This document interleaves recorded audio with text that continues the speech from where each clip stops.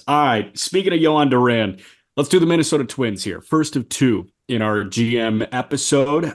This is, again, last one of 2023. We've got the Twins and then the Yankees. And let's start with the Minnesota Twins, who we need to make abundantly clear are not looking to spend money. We're not going to sign free agents to Minnesota. They already have a good team. They already won the American League Central last year. But their payroll last year was at $156 million, which was a club record. And their lead execs have said that number needs to go down, especially with losing the RSN that I mentioned in the open. This year's estimate, as it stands right now, according to Spotrac, when you factor in arbitration estimates and pre-arb estimates, is 146.5. So they're down $10 million right now. I think we can get them down $20 more million. So let's do it. Let's do it. This is going to be fun, sort of. Yeah, the transactions so far. I do think it's important to note that they exercise two club options. Max Kepler at 10, Jorge Polanco at 10.5. So that's $20.5 million that they exercise to get these guys back. That's trade bait if I've ever seen it. They also signed Josh Stalmont to 1 year, $950,000. Cool. That's a guy that threw 102 miles an hour 2 years ago that is still pumping in the high 90s and, will be your sixth inning guy, which they're fine with. Not a bad signing. When I saw that, I was like, that's really cheap for a guy with some upside. I didn't mind that at all. Yeah. Their catching situation right now, let's go position by position. Yep. Is Ryan Jeffers and Christian Vasquez. Ugh. What do you got to say about it?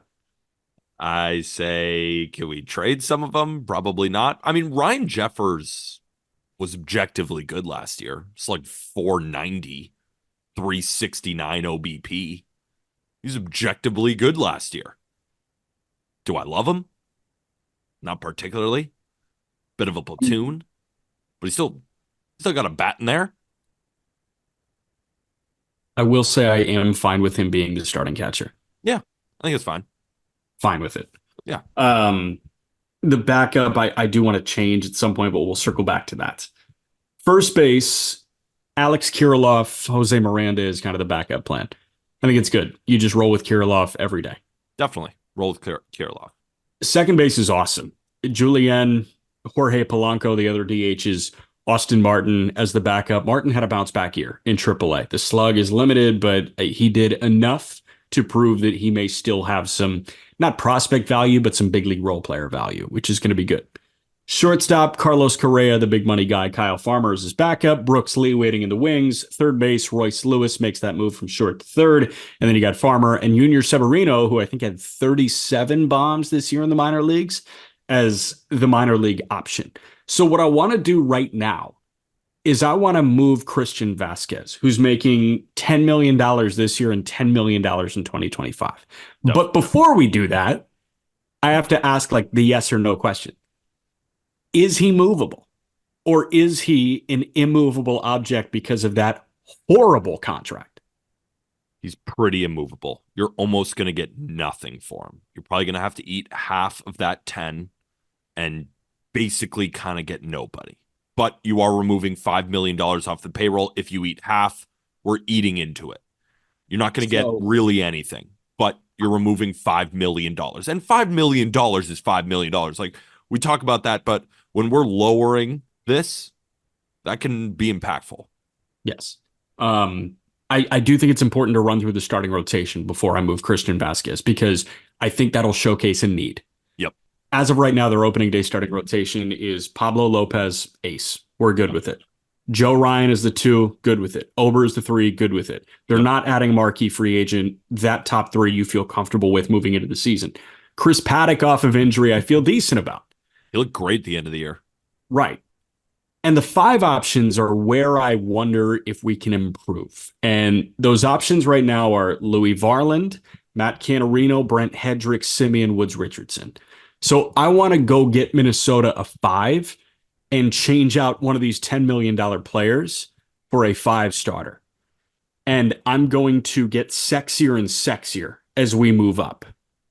You don't want to roll with Louis Varland? I like Louis Varland. He's got good stuff. He's just kind of all over the place. Like, he's a guy that, when you're going deep in, fantasy baseball, or you're going deep into the stuff plus numbers. He's got a couple pitches that you want to latch onto as a Minnesota Twins fan and as the Twins organization. He can be nasty. He's just, like I said, a little all over the place, but he does have strikeout stuff. If we can move money off the books and it's better to get a 5-starter in this sense, definitely willing to hear it. But I don't want to just discount Louis Varland because I think he can be a valuable 5-starter. I think he has more upside than that too. So my only worry about Varland is at points he feels like he's a little too in the zone and he gets pounded a bit. Opponents slugged 500 against him, which in turn resulted in 800 OPS against. Like, I don't want opponents OPSing 800 against my 5-starter. To be fair, he's 26 years old and he has good stuff, right? Let's see how he develops. This is a 5-starter, right? For me, when I'm looking at 5-starters, I prefer to gamble because, like you said, you have Simeon Woods Richardson. You have some guys in the pipeline who could come up and make spot starts, or you can go bullpen game. I think a gamble on Varland is worth it to at least see what you have.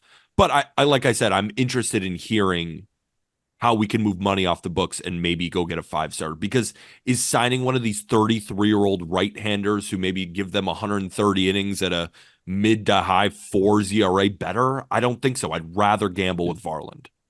I will also say Varland had, and granted it was a small sample, he made 10 starts last year. He had a 5.5 ERA in 10 starts. He was punching out a hitter per inning, and opponents hit 270 against him. They slashed 270, 321, 527 against him as a starter. Opponents hit 250 against him as a reliever. He made 7 relief appearances spanning 12 innings, 17 punch-outs, 1 walk, and just 2 earned runs. 6 hits in 12 innings. So he was good as a reliever. If you can move Varland to the 6th or make him a swingman, I think that's best case scenario. Now, moving Vasquez, I think we create 5-starter competition for Varland. Simeon Woods Richardson got bombed in AAA last year. It was not a good look. Nope. They need pitching depth. And this might be a AAA arm that I'm doing this for. But like you mentioned it, if you move Vasquez, and even if you eat half the money, you're still getting next to nothing. Yep. So a guy that has fell out of the Cubs plans entirely is Caleb Killian. Christian Vasquez for Caleb Killian is the least sexy thing ever. And don't turn off the podcast because it's going to get sexier. But you've got Killian, who still can run it up to 98 miles an hour, will sit in the mid-90s, has a 5-pitch mix. He just seems timid at points. He might need a change of scenery. The Cubs catching situation is Yan Gomes as the starter, Miguel Amaya as the backup, and Jorge Alfaro as a minor league free agent. Christian Vasquez makes that better. Yeah, he does make that better, but I'm wondering if the Cubs would even want to do that. Like, would they want to take on Christian Vasquez and give at 5 a year a arm, like you said, who still has some upside? I just don't even think the Cubs would do that. That's what we're doing here. We're scraping at the bottom of the barrel on a relatively unmovable contract. So let's not do it. Let's get sexier. Okay. Polanco or Kepler. The outfield right now is Wallner, Buxton, Kepler, Larnach, Nick Gordon, Willie Castro. Like, they have options. I think Kepler is a guy that's easy to place on a bunch of different teams. Definitely. I've got a team that I ID'd for Jorge Polanco. Okay. And I want to throw it your way. A certain team in the American League West needs a second baseman, don't they? Yeah, they do. Josh Rojas is the opening day second baseman. Are we sure, Seattle? That is the exact move that I was going to bring to the table for the Twins as well. That's why when you said there's a certain team in the American League West that needs a second baseman, and I gave you a little smile for all those watching on YouTube, I wrote that down. So Jorge Polanco is owed $10.5 million this year. There's a club option at 12. Polanco is like no slouch. That's not a hard eat at $12 million. That guy had a 780 OPS. He was a good player in 2023. And he can play shortstop too. Not that the Mariners need him when they have JP Crawford, but what I'm saying is that this is a shortstop moving over to second base who is a relatively good defender. And this is a good player. Yes. How much more do you think they need to throw in other than Emerson Hancock? Seattle. Emerson Hancock. It's kind of a lot. Is that not? Who were you thinking? I was thinking, I An mean, 800 OPS from a guy that plays 100 games a year is valuable, it is valuable, but Emerson Hancock can certainly be valuable as well. but he's kind of the run to the litter. He is kind of the, I Because still, Miller's an overpay, Wu is an overpay. no, you can't give Miller or Wu in a package like that. No. Twins would have to give up another prospect and Polanco in order to get a Miller or a Wu. Yeah. I would prefer if I'm the Mariners. Now, the Twins may say, because the Twins, unfortunately, are not in a position of leverage. If we know that they have to get rid of Polanco and Kepler, what do you think the Mariners brass knows? So if I'm the Mariners, I'm saying it's not going to be Hancock, but we're willing to give you two players. Maybe a pitcher a step below that, maybe a little bit of a younger guy, and then maybe a position player prospect in order to somewhat replicate Jorge Polanco. I just don't think that the Mariners will want to trade Emerson Hancock for him. I think it's a little bit steep. Yeah, I just think like, I don't know, a guy in Jorge Polanco that has an all-star game appearance under his belt. Like I just want to run through the numbers in recent years. Jorge Polanco, by the way, sneaky, only 30 years old. Yeah. 2 more years, so you're getting his age 30 and 31 season. This past year, 80 games. Yes, he was injured, but he had a 790 OPS. Year before, 104 games, a 750 OPS. Year before that, 152 games and an 830 OPS. So this guy's always hitting. And you mentioned the defensive versatility. Like I think we are undervaluing Jorge Polanco a little bit, and we're overvaluing Emerson Hancock a little bit. Because Hancock is not a guy that's going to punch out 11 per nine. No, he's not.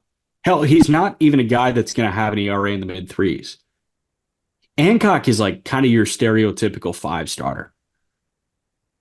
I'm willing to do the trade. I'm just thinking from the Mariners angle.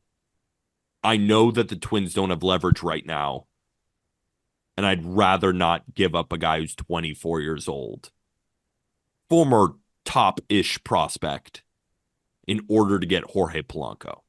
Yeah, I just wonder where the spot is for Hancock, especially when Robbie Ray comes back. He's I don't very know. expendable for sure, but is Jorge Polanco the right guy? He might be the right guy.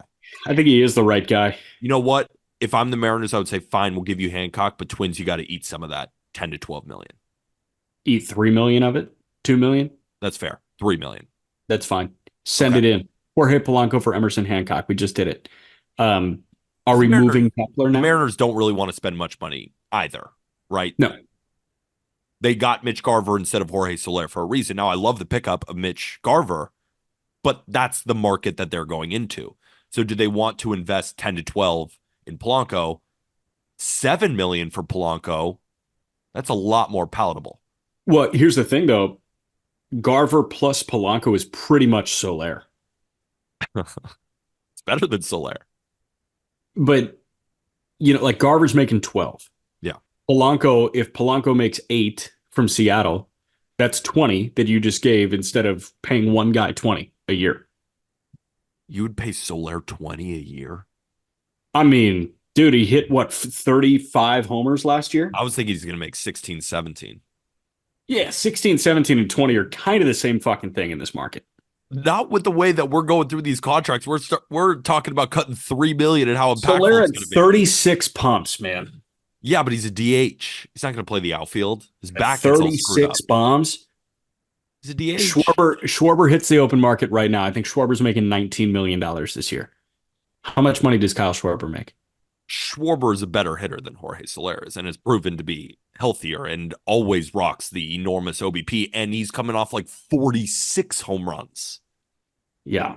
But I'm saying, is Schwarber a 2-year, $60 million guy? No, stop. Are you sure? I mean, you know what? Maybe. The money right now, maybe. You right? know what? Sure. Maybe. 50 million a year. Why not? I hate this market. So if I can get Jorge Polanco and Mitch Garver at a combined $20 million a year, I'm fucking doing it if I'm Jerry Dipoto. And I think we send this in. So Dipoto's on his computer Hancock right now. Dipoto's on his computer right now, putting that into a calculator, being like, that's 54% right there. Going to the trade simulator. Yeah, exactly. 540 winning percentage over the next 2 years. for Polanco and Garver. I That think it makes a ton does. of sense. Yeah. Twins need a little bit of money. They get Emerson Hancock back, who does have some upside, right? He's Yeah, not chopped liver. Right? no, There's a reason if I'm Jerry Dipoto, I'm not eager to give him up, even though I have Bryce Miller, Brian Wu, because he really can never have too much pitching depth. right. Are we trading Kepler? I don't think we need to at this point. I think we totally could. Do I you think the want to? Twins outfield is pretty good. I think we could. Yeah. I think it's Okay. totally fine. Because What do these you? guys like Polanco and Kepler, they're not so good that you're really gonna miss them, right? Yeah, I think the Twins are gonna miss Sonny Gray over everyone. I Right? But agree. Polanco and Kepler, these guys are mid 700 OPS guys. They don't really provide much defensively. They're not shortstops. They're not center fielders. They're not catchers. They're corner outfielders and second basemen. You can find some of these guys. Like Matt Wallner came in last year and was great, Yeah, right? Is there a big difference between Max Kepler and Matt Wallner? there's not. Maybe, not much. I think we should still trade Max Kepler and get under this. Okay. Who are the right fits for Kepler? Let's play that game, and then we'll ID places where we can improve the Twins. Well, in terms of teams that could use a corner outfielder, it's funny. I wrote down the Blue Jays and then I was like, well, you got Kevin Kiermaier, damn it. Like that would have been perfect, right? You move Varsho to center and you move Kepler to a corner. That'd have been great. He still could do it, I guess. I think they could do it. I think they could do it. As of right now, their Um, DH is Danny Jansen. Like, let's just make Jansen a backup catcher. I would still like the Red Sox potentially to be involved, right? You got Wilyer Abreu as your starting right fielder as Yeah. of this moment. Yeah. I think they would be a good team to do it. Um, I mean, we could make another trade with the Mariners. We could put Yeah. Max Kepler and Jorge Blanco in the same deal, right? They're looking at Dominic Canzone and Kay Marlowe in their outfield. I mean, shit. Then you get Bryce Miller back. That's what I'm saying. Could we do something like that? Or we could just trade Kepler to the Blue Jays or the Red Sox. I think those are fine pairings. I was kind of thinking about the Cubs, but not really. No, I they're just like, like it's just they have two corners, but like Mike Tuchman's their starting center fielder. Like they need a center fielder, and yeah, Kepler's not. But could Hap play center? I don't know. Say I couldn't, but maybe Hap could. Those no. are a couple of teams. There's not a ton of great fits, to Let's be move perfectly Kepler to honest. Boston. I kind of like that fit. I can move Kepler to Boston. Let's go We could Kepler to also, Boston. I just don't know if they like have any prospects that are big enough to warrant that trade. what about the Mets? Tyrone Taylor right now is slated as their starting left fielder. Just don't think they want to do it. I I don't think don't they know if want to the do it Mets would either. want to do it. Yeah, I don't think so either, but that's a team. I like the Red Sox. I think the Red Sox would be a good fit here. Or we could mega package for Bryce Miller or Brian Wu. No, I want to do two separate trades. That's fine. Okay. Kepler to Boston for Not that it's not going to be very expensive. no, not at all. How much is he making again? 10. 10? This is the final year. It's 1 year at 10. They could flip Dick Fitz. They got They them to could go flip their trade. fits. They could package a guy that is like slightly under Richard Fitz with a guy like David Hamilton to provide some middle infield depth if you feel like Brooks Lee isn't ready, especially because we just moved Polanco. Yeah. Yeah. I mean, do you think the Red Sox say the Twins ate a lot of it, or they put in another prospect? What about Nick York, second baseman? Do you think they want to do that? Not really, but I think we can be strategic if we're the Twins and say what'll it take to get Nick York, right? It's not like Nick York's coming off that great of a season, right? In Double A, 785 OPS, struck out a lot. It's not like he's this great prospect, but in Kepler, maybe eat some, maybe throw in another prospect to get Nick York. That could be something. So my eyes went to Wilkeman Gonzalez, who is a Do they top 10 want to? prospect in their org. Yeah, no, I looked at that name too. And the reason I moved off it and went to a position player, do they want another pitcher, right? We just traded Polanco in order to get a pitcher. Are we then getting another pitcher? When I think you're being a little disrespectful to Louis Varland. I'm not a I don't huge think I Louis am Varland because guy. I'm just I saying, I do we get then another pitcher again? I think we do because Gonzalez is not a big leaguer right away. Wilkeman Gonzalez goes to Double A or Triple A. This past year, Gonzalez was it whole year at Double A? No, it was 15 starts in High A, 10 starts in Double. So there's a chance that he just starts the year in Wichita and then goes up to St. Paul and hangs out in the minor leagues. Varlin just mentioned, think that guy works well as a swingman. So you're going to get a pitching prospect and a good one at that point. Wilkeman Gonzalez this past year, 111 innings, an ERA under four, opponents at a buck 90 against him. Caught the walk bug a little bit, don't really care. It's a right-hander that's 21 years old. Cat throws hard. Mid 90s, can run it up to the high 90s. So give me a prospect when their pitching prospects in Minnesota are frankly just not that good. They don't have many pitchers coming up right now. They drafted a couple. Charlie Soto was a good get for them in the draft, but those guys are so far off. Get me somebody two levels ahead of their good pitching prospects, and like add a third middle infield type in David Hamilton. I think Kepler for Gonzalez and David Hamilton is a fair trade. I think so too. I just think, do you think the Red Sox would actually rather trade Nick York than Gonzalez? Because I do think Gonzalez is a good pitching prospect. Because, right, they have Marcelo Meyer coming up. You look at the Red Sox right now, according to Fangraphs, you have Trevor Story at shortstop, Emmanuel Valdez at second base. You have middle infield prospects coming up. Does Nick York factor into their long-term plans? I know Gonzalez will. I mean, what do the Red Sox need more than anything? Pitching, right? Do you think they'd be more interested in trading a ranked higher guy in Nick York, maybe more prospect pedigree, keeping the pitcher, and then you don't have to add a David Hamilton, and the Twins have to eat some money? I will say that York had a better year than Marcelo Meyer did this past year. And I'm not saying that York is a better prospect, but Nick York has some serious value there. Like York can carve his way into the Red Sox lineup. Nick York was a first round pick, if I'm not mistaken, too. So that's a guy, yeah, 17th overall in 2020. So Yeah. it's hard to convince a fan base that Nick York for 1 year of Max Kepler at $10 million is worth it. But somebody like Wilkeman Gonzalez is, I think, an easier pill to swallow. Obviously, the Red Sox diehards that are going to know their system are like, how could you do this? But if you trade a good prospect for a good player, there are a lot of prospect heads that are always going to say, how could you do this? I think Gonzalez makes a bit more sense for them, especially because the Red Sox, if they're going to pay anybody, they're paying starting pitching, man. We know that. Yeah, no, I'm fine with it. I'm just looking at a Red Sox system, right, with Meyer, and I don't know where they're going to put Rafael. I assume they're going to put him in the outfield, but they got Mikey Romero as well. They got Roman Brainer, Anthony. Brainer, Bonacci. They got Roman Anthony. You got Blaze Jordan. You got Cespedes down there. They have David Hamilton, of course. Like they just have so many of these middle infield guys. But I agree with you. I'm open to trading Gonzalez. I think that's fine. I think we can move on then. Let's do it. All right. Bullpen is just good. It's objectively good. The Twins? Oh, yeah. The Twins bullpen is fantastic.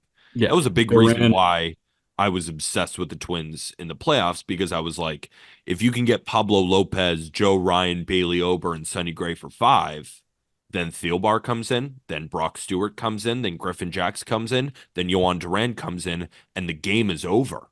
I mean, all 4 of those guys at the top of their game are fantastic relievers, right? Like Caleb Thielbar is an elite 6th inning guy. Stewart, elite 7th. Griffin Jax, elite 8th. Yohan Duran, elite 9th, obviously. Yeah. I would feel okay with all of them closing games. That's one of the better front fours that a bullpen has in Major League Baseball. Yeah. I'm with you, man. And hey, shit, I've already relegated Louis Varland to the bullpen, and Stalmont was a good ad too. So yeah, I think we made the Twins better and we made them cheaper. So our moves again are Jorge Polanco for Emerson Hancock, and Max Kepler for Wilkerman Gonzalez and David Hamilton. And so who is playing the positions that Kepler and Polanco are now gone?